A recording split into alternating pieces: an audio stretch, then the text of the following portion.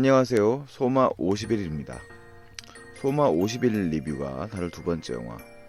이 채널의 영화 리뷰는 세 번째 영화는 이성태 감독의 양자물리학입니다. 한편으로는 처음으로 리뷰하는 첫 번째 한국 영화이기도 하네요.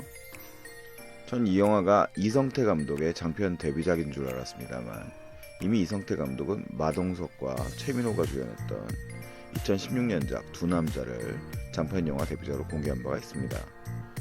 아쉽게도 전 그 영화를 보지는 못했습니다. 양자물리학은 언뜻 이해가 잘 가지 않는 과학이론을 영화의 제목으로 사용하고 있어서 궁금증을 자아냅니다.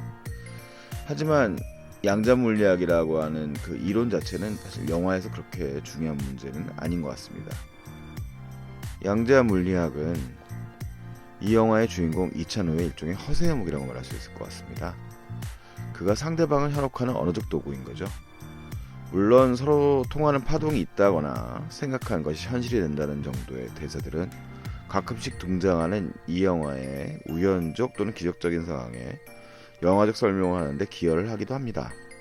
나름 영화를 끌고 가는 작은 장치 정도는 될 수 있는 거죠. 이 영화는 평범한 영화적 완성도에 비해서는 흥미로운 요소가 많은 영화입니다. 버닝썬 사건으로 시작해서 김학의 사건을 연상시키는 이야기에 검찰의 수사권 독점 문제까지 영화는 깊지는 않아도 대략은 짚고 가고 있고, 이런 이야기가 쭉 펼쳐지는 것은 그 현실 속을 살아가고 있는 우리들에게 흥미를 일으킬 수밖에 없습니다. 또 이 영화 속의 등장인물들 역시 기존의 한국 영화에는 등장하지 않았던 직업군이기에 이 점 역시 흥미롭습니다. 주인공 이찬호는 중졸 출신의 삐끼에서 시작해 산전수전 다 겪으며 입시전적으로 성장한 유흥계 전문 경영자고, PD라고 불리우는 성은영은 업계에서 자신의 단골 손님들과 스태프들을 이끌고 움직이는 일종의 1급 팀장입니다.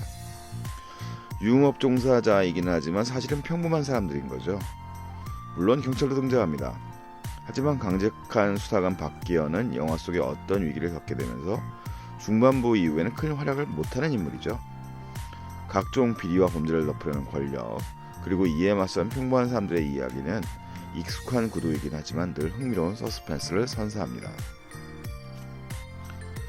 하지만 아쉽게도 양자물리학의 서스펜스 농도는 그리 높지 못합니다. 앞서 언급한 한국 사회를 가로지르는 비리들이 펼쳐지고 이에 관련된 다양한 인물들을 펼쳐놓은 후에 그들을 쉽사리 선과 악으로 갈라버립니다.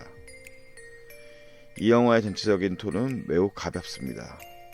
주인공인 이찬호는 능란하고 순발력이 뛰어난 사업가이지 별다른 전략이나 뛰어난 전투력을 지닌 인물이 아닙니다. 이 영화 속에서 이찬호가 매력적으로 보이는 장면 역시 위기 상황의 한국적 현실을 잘 활용할 때입니다. 성은영이 위기였을 때 112에 전화해서 상대방의 차량 번호를 읊어주고 스피커폰을 켜놓고 상대방을 꼼짝 못하게 할 때 같은 장면이죠. 보통 사람들도 충분히 해낼 수 있는 이런 장면들을 보면서 우리는 그의 능력의 매력을 느끼게 됩니다. 이 영화가 오락영화 나름의 재미를 가지고 있음에도 불구하고 아쉬운 점은 너무 쉽게 이야기를 풀어가고 때로는 우연의 기대와 문제를 해결해버린다는 점입니다. 가령 위기 상황에 우연히 누가 등장해 문제를 해결했다는 것이죠. 데우스 엑스 마키나라는 말이 있었던 것이 떠오릅니다. 그래서 이 영화는 중반부 이후에 매력이 떨어져 버립니다. 문제는 너무나 쉽게 해결돼 버리고 그만큼 빌런들 역시 가볍게 느껴져서 중후한 느낌이 없습니다. 그러다 보니 영화적 긴장감이 떨어지는 거죠. 특히 이찬호가 한 인물을 구해낼 때 나오는 장면들은 정말 아무 계획 없이 너무나 쉽게 구출이 진행이 되기 때문에 조금은 당황스럽기까지 합니다. 이 이후부터 영화는 공방전이 어울린다고 할 수 있을 만큼 이야기가 진행이 되는데 중후반부는 허겁지겁이라는 단어가 어울릴 만큼 급속히 문제가 해결된다는 느낌이 듭니다. 개인적으로는 너무 많은 집단의 설정들이 잘 정리가 되지 못한다는 느낌을 받았습니다. 이 영화의 승자는 단연 주인공 이찬호 역을 맡은 박혜수 배우입니다.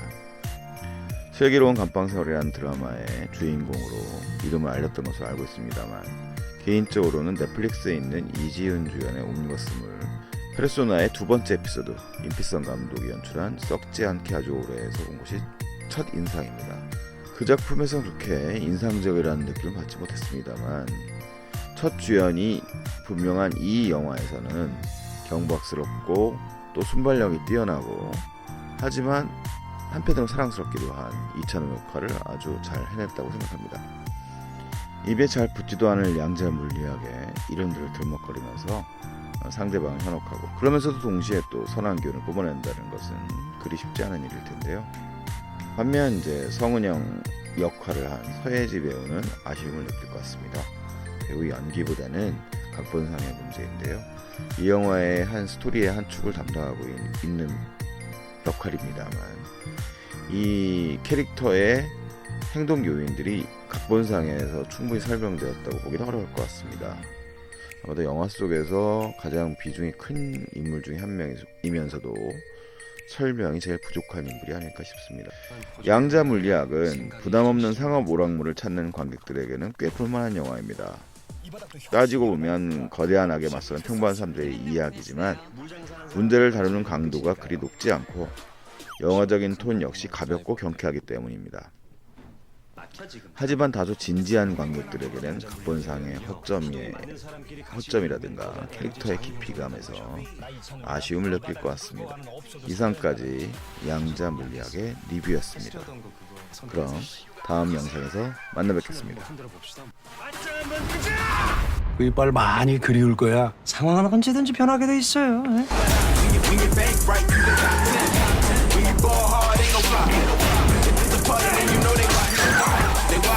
생각이 현실이 된다. 난 보이는 것만 믿어. 남은 그렇게 일 안 합니다.